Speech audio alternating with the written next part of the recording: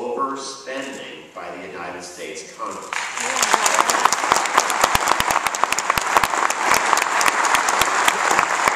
So let's go to the first slide here, and if we look at the problems in our economy, this slide shows how many mortgages are going in default over time. And you can see that 2008, these are mortgages that were booked in 2006 and 2007, 2008. You can see that we still have a very sluggish economy. You saw that unemployment was ticking back up, and that directly reflects in the ability of the American people to coverage their mortgage payments, with too many people still underwater. Next slide. If we look at the deficit, anything above the zero line adds to the deficit. Anything below subtracts. You can see in 2000, this is when I was first elected to the Congress, we went into the dot-com recession, followed by the attack in September 11th of 2001. The Congress went through an enormous amount of spending. This was largely to establish the entirely new cabinet department called the Department of Homeland Security, the Transportation Security Agency, the war in Afghanistan, the conflict in Iraq. And then something interesting happened. The Congress began to then work off the debt as a percentage of our national income, our gross domestic product. In here, very interestingly, we elected a Democratic Congress with a Republican president.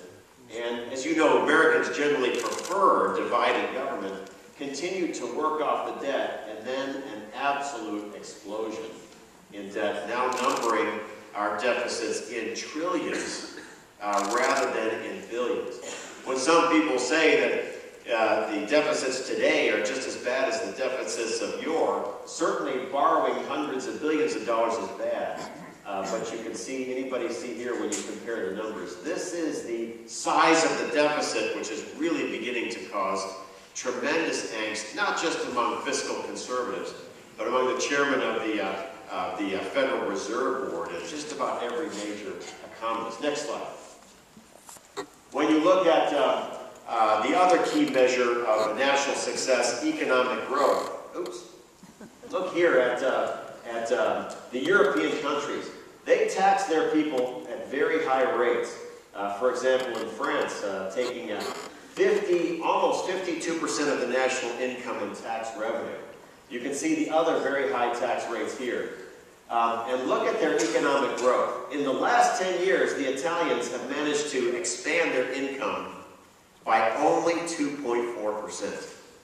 Luckily, in the United States, which had a lower tax rate, of 35%, we expanded our national income by 19%. But look at what is happening.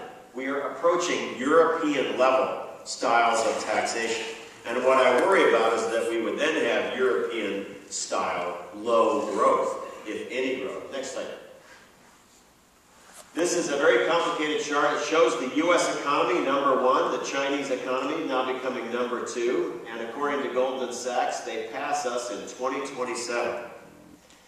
Now, the United States has had the largest economy on earth since the 1870s. Already, there are more cars sold in China than the United States, more cell phones in China than the United States, more internet users in China than the United States. You lose a tremendous amount of economic leadership if you become the number two economy. Just think about every entrepreneur on the planet. Right now, they want to launch their project in the US of A because it's the largest market. Where will they want to launch their product during our children's time? If we lose economic leadership, we lose a lot more than just having the biggest economy. That's why we need to focus on economic growth for the United States. Next chart. This is a humorous slide saying that, I don't know if you saw 2 years ago, we had a confrontation between a Chinese submarine and a U.S. aircraft carrier, and they're giving a threat. Turn around or we'll sell all our T-bills. As you know, the Chinese have bought over $800 billion, or have lent over $800 billion to the United States. And continue. Next chart. This is what we were told in the United States Congress when the stimulus was considered. The White House under President Obama said that we should borrow about $800 billion. And they said, if you don't adopt the stimulus, here's what will happen to the economic growth of the United States. You'll have high unemployment, upwards of 9%. With the stimulus, we will cap out unemployment at 8%. This is what actually happened. Let me ask you a question. Did the stimulus work? No. It absolutely did not work. It was a phenomenal waste of money. And there are those in the Congress that still would like a second stimulus. Luckily, the American people gave their answer in November of 2010. No second stimulus. And we will go forward. Next chart. Look at the rate of spending and debt. This is when so certainly there was deficit spending because of the war, because of the TSA, because of the normal bad habits of the Congress. But as you see, look at, this is the previous Democratic budget charts. Now, one nice thing is we're going to have a big change that will happen on January 5th, 2011. On January 5th, 2011,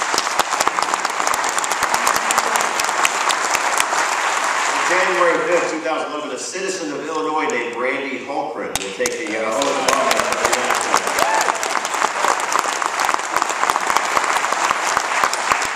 And I'm pretty sure about this prediction, and then his very first vote as your representative will be to vote for John Boehner as Speaker of the House of Representatives.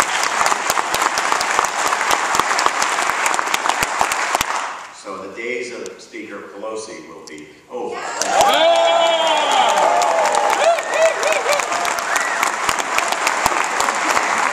Next chart. You can see also what happens to the deficit. And so we certainly had some progress. And this is that steep climb that we're really worried about. This is what the Republican minority in the House or in the Senate needs to work on, and especially the Republican majority in the House needs to work on to make sure that we return growth. Next slide. Remember, the president also announced that there would be a spending freeze. He talked about a spending freeze, but the spending freeze exempts so many things. If you look, this is the federal spending without the president's proposed freeze. This is the spending with the president's proposed freeze. So many of these things, when you remove the press release and you actually then chart out the numbers, you see what's actually happening. And as you can see here, very little was happening with that commitment. Next chart. This is something that I'm worried about, and you all have experienced this. By the way, raise your hand if you know someone, you are, or somebody at church or at work, is now out of work. Raise your hand. Welcome to the new economy. And this is what I'm particularly concerned about. Look at private employment. And then look at government employment. With this spike being the census, but then the census was over. And the problem is, to pay for all of these workers are needed to pay for all of these workers, and you can quickly see how something can quickly become unsustainable. Next chart. This was the winning of the Cold War. By the way, in another month and a half, we will all celebrate on February 5th and February 6th. Anybody know what happened February 6th, 1911? Ronald Reagan was born in the state of Illinois. We will be celebrating his 100th birthday. One of his greatest achievements was helping the United States win the Cold War. This is the ramping down, the so-called peace dividend. But look at what's happening to federal employment since. Tremendously ramping up. This is why, this tremendous growth here is why we not only need to freeze civilian pay in the federal government, we also need to freeze civilian hiring in the federal government. Next chart. Look at personal consumption and government consumption. This is the underlying engine behind the economy, and you can see with personal consumption, this number has gotten a little bit better now with the 2010 holiday season. But you can see how much the government is consuming, and then the private economy that pays for the government declining pretty quickly. Next chart. I'm particularly worried about this for total private employment versus public employment when you rack up the two next to each other. And once again, showing an unsustainable path. Next chart. So what do we do? Well, my first bill in the United States Senate is the Spending Control Act. The Spending Control Act would recreate President Reagan's Grace Commission with a mandate to reduce spending, with a new power, a power that military base closings had to submit its anti-spending reform proposals for an up or down unamendable vote in the House or Senate. This is how we've made difficult decisions with regard to unneeded military bases, with a mandate like the Grace Commission had of weeding out federal spending. It's a way to get over the problem that the current Deficit Commission has.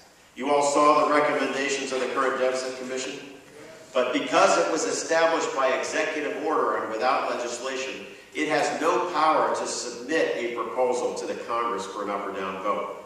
Under my Spending Control Act, it would have that power. It's very important that we not only propose fiscally conservative measures, we also have to implement them. Next chart. Look at the state of Illinois very briefly. This is something that Randy, I think, can wax eloquent about. Next chart. This is the credit rating of the state of Illinois. The state of Illinois has 3 credit rating agencies, Moody's, Standard & Poor's, and Fitch. And you can see the state of Illinois has dropped its credit rating according to Moody's, dropped its credit rating according to Standard & Poor's, and dropped its credit rating according to Fitch. By some measures, Illinois is among the top 10 worst states in the country. And on a per capita basis, even worse than the state of California in its deficit spending. Next chart. If you look at it, these are when people lend money to governments, they regard foreign governments in the same way that they regard the states of the United States. These are the worst governments in the world to lend money to. Hugo Chavez's Venezuela, the Greek government, which is collapsing. You've got some other, Ireland, which is now going through also a collapse. Look at who's 12th in the world in bad debts. The American state of Illinois. Next chart. Forbes does a more complicated rating system based on pension liabilities, how taxes are handled. In this complicated chart, I want you to just see one thing. The worst states in the Union: New Jersey, California, Connecticut, New York, and the worst state, according to Forbes magazine, the state of Illinois. Next chart. I did this chart just to show pension liabilities, which you can see going up tremendously. This is something that our state is going to have to deal with. By the way, I do not believe the federal government should bail out the states.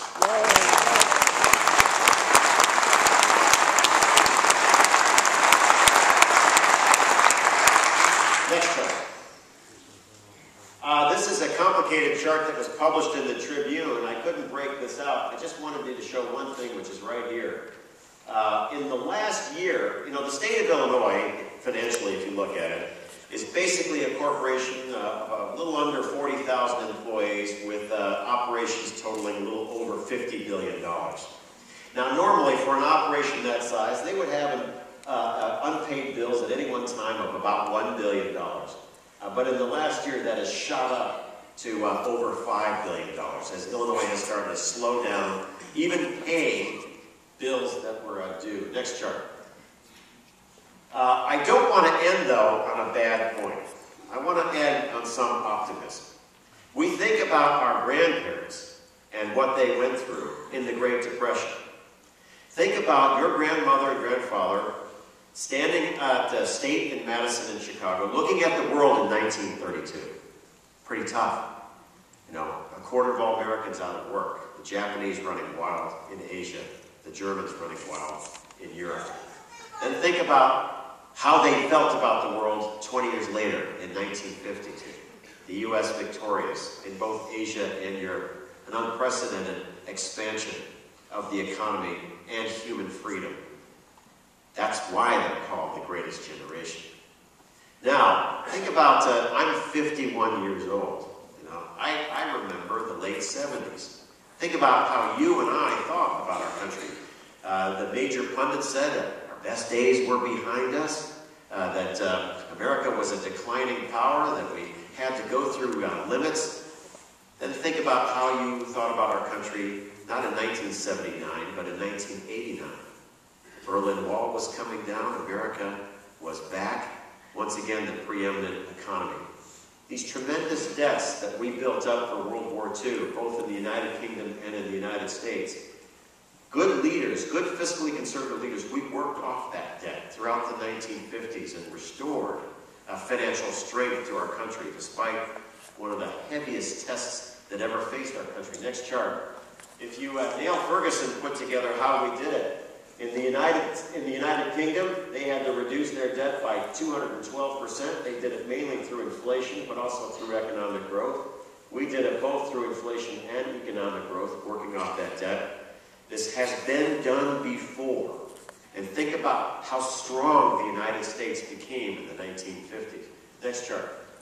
And so what we need to do is look at solutions. Stop spending money that we don't have. Pass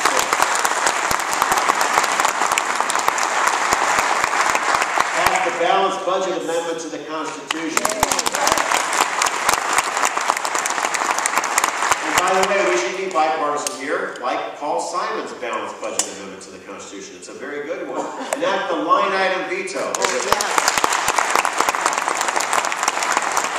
There is a rumor that President Obama will come forward with a line item veto proposal. Republicans should support it. Anything that lowers spending will help the long-term future of the United States. And earmarks. You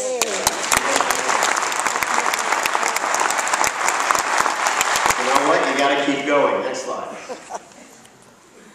We need to eliminate whole programs. My favorite one to wipe out is the sugar program. Many of you saw during the campaign I put forward the Small Business Bill of Rights. We know how Congress has hurt the #1 provider of jobs in Illinois. Small business provides half of all the jobs. We know how it's hurt. How about helping, like getting rid of this health care bill and allowing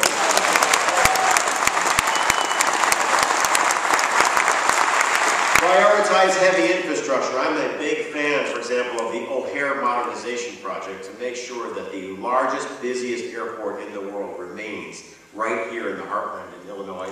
And the corruption tax. What do I mean by that? As you know, are we one of the most corrupt states in America? Yes. We are. We estimate that about $500 million annually is taken away from Illinois family incomes in a hidden corruption tax. That's why, as your senator, I'm going to back up our United States Attorney, Patrick Fitzgerald. Keep going. Next one. Also, we need an education system for the global economy. You have to remember that when you graduate high school or college and take that final exam, that's not the real final exam. The real final exam is then when you enter the workforce. And you go up against kids from Asia and Europe. And we want to make sure, and I'll speak as a former nerd here, especially in math, science, and engineering. And then opening up new markets. We have 3 pending free trade agreements, all very strongly in Illinois' interest. A small one with Panama, that's easy. The Panamanians even use the US dollar as their national currency. A Colombia free trade agreement, which nearly its sole effect will be to lower trade barriers to American exports. And then the most recent one, the South Korea free trade agreement, which will also show to the North Koreans we are standing behind our allies from the Korean